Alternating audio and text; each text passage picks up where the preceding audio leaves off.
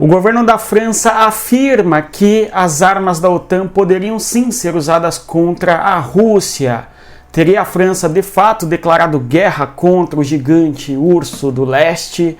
É uma pergunta que nos fica no horizonte em decorrência do discurso do Macron estar acompanhado de um mapa e o Macron dizendo quais são os pontos em que a Ucrânia deveria atacar, utilizando eventualmente até armamentos da França. A guerra entre Rússia e Ucrânia é certamente um enorme barril de pólvora na Europa que pode desencadear uma guerra de proporções globais. Inclusive, o próprio Putin diz dessa maneira à medida que responde os comentários de Emmanuel Macron na Alemanha.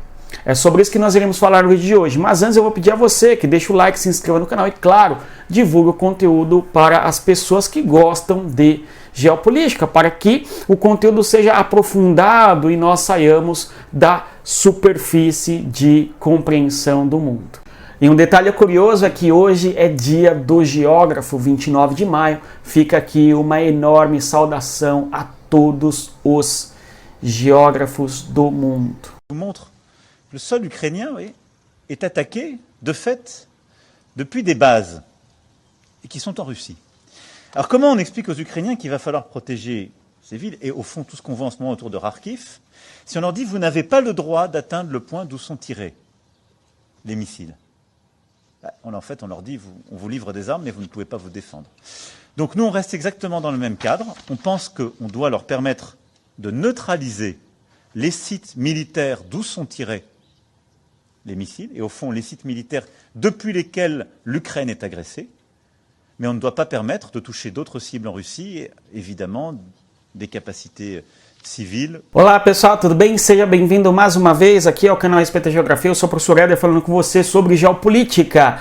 E conforme nós podemos observar aí, o Emmanuel Macron segurando um mapa, mostrando a importância do mapa, e nós sempre falamos a respeito do mundo no mapa, ou seja, os governantes quando agem no território, eles utilizam o mapa. E nós que estudamos geopolítica, geografia e história, nós precisamos da cartografia para sabermos de onde estamos falando.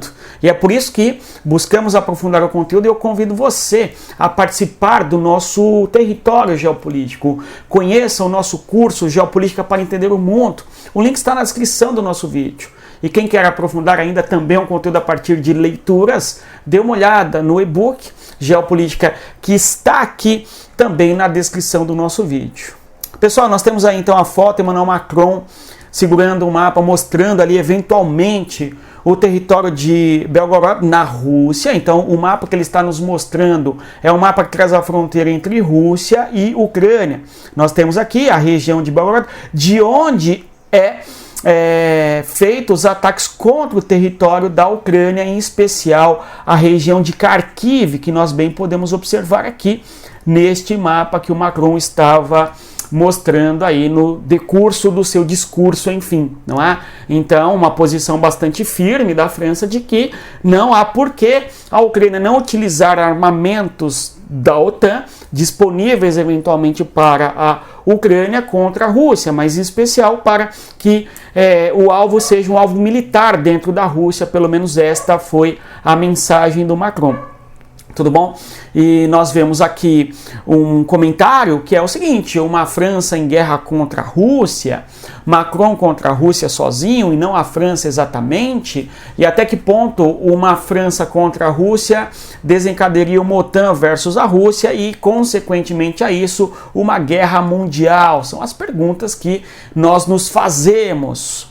No discurso do Macron, ele vai deixar claro ali o uso de armas para atacar a Rússia, mas em especial ataques a alvos militares, estas regiões militares que são usadas para atacarem a Ucrânia, ok? Então não é um ataque simplesmente aberto contra a Rússia, mas sim um ataque contra alvos militares dentro da Rússia, utilizando armamentos ali fornecidos pelos países do Ocidente para a Ucrânia, tudo bem? É esta a concepção.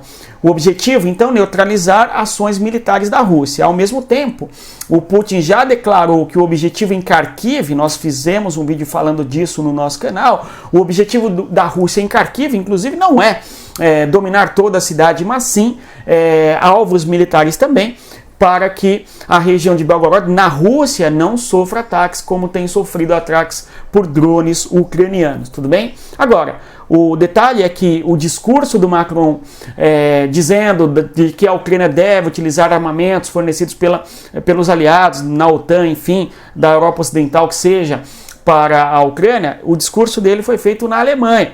E o chanceler alemão, Olaf Scholz, concordou com a concepção de que a Ucrânia deveria utilizar o armamento fornecido a ela, não apenas para defesa, ok, dentro de território ucraniano, mas também utilizar tais armamentos para ataque em alvos militares russos.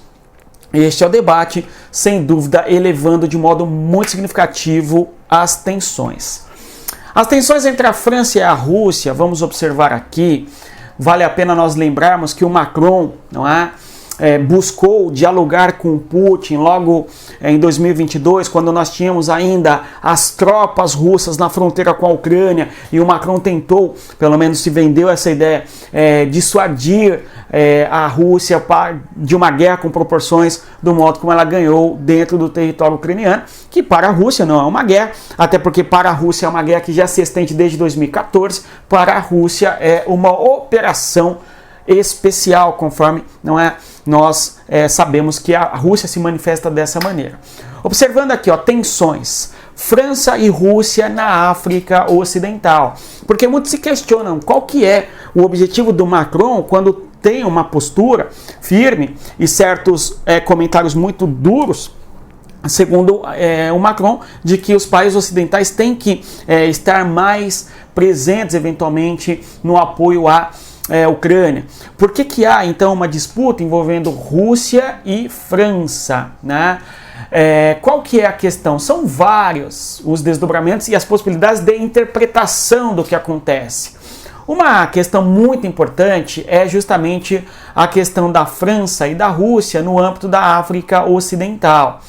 Nós temos que a África Ocidental, em especial a chamada África Francófica, ok? Nós temos uma parte considerável da África envolvendo territórios como Mali, Níger, por exemplo, que são territórios que tinham uma enorme influência da França, porém, nestes territórios, nesses países, nós tivemos ali manifestações, alguns chamam de revolução, enfim, das populações contrárias à presença e à influência francesa nestas regiões. E, ao mesmo tempo, nós temos uma presença considerável da Rússia nesta região, em especial do chamado grupo Wagner, que eventualmente apoiou golpes ou revoluções dentro desses territórios contra a influência e a presença francesa dentro desta região. Então, sem dúvida, o interesse que a França tem nas suas ex-colônias africanas, assim como a Rússia no seu projeto ali de expansão e influência na geopolítica de certas regiões do norte da África, enfim, certamente os dois países se chocam em seus interesses dentro do território africano, ok? Então aqui seria um possível motivo da França ter uma postura cada vez mais significativa contra a Rússia, pelo menos em termos de discurso, não é?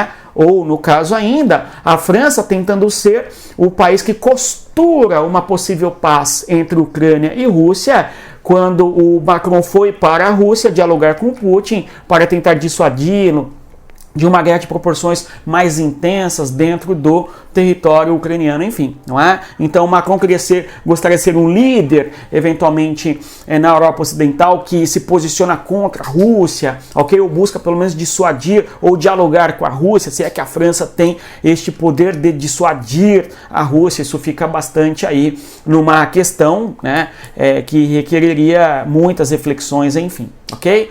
Outra questão, além da França buscar ser um protagonista importante no conflito Ucrânia-Rússia, enfim, a França temeria, ok, a Rússia. Será que o Macron visualiza na Rússia uma ameaça de fato às liberdades e à concepção de mundo ocidental materialista que existe na França? Por quê?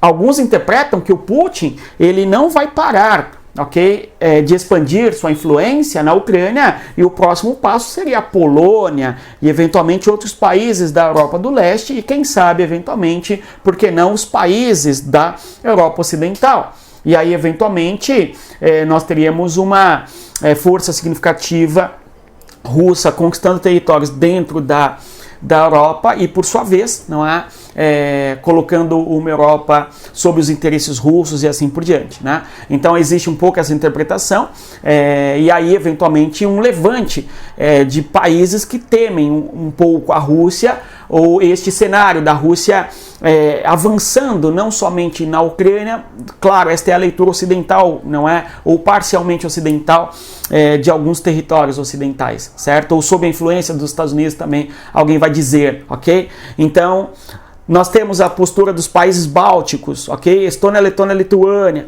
certo? E também a postura, ora, em vez de países como a Suécia ou mesmo a Finlândia, ali na região fronteiriça ao norte com a Rússia, e também a França, que são países que têm um discurso dentro da OTAN de modo mais firme contra a Rússia, ok? Diferentemente da Alemanha, por exemplo, né? Ou mesmo de outros territórios que não têm uma percepção mais firme, um argumento mais contundente contra a Rússia, porque não vem assim com tanto alarde a questão da guerra da Rússia com a Ucrânia.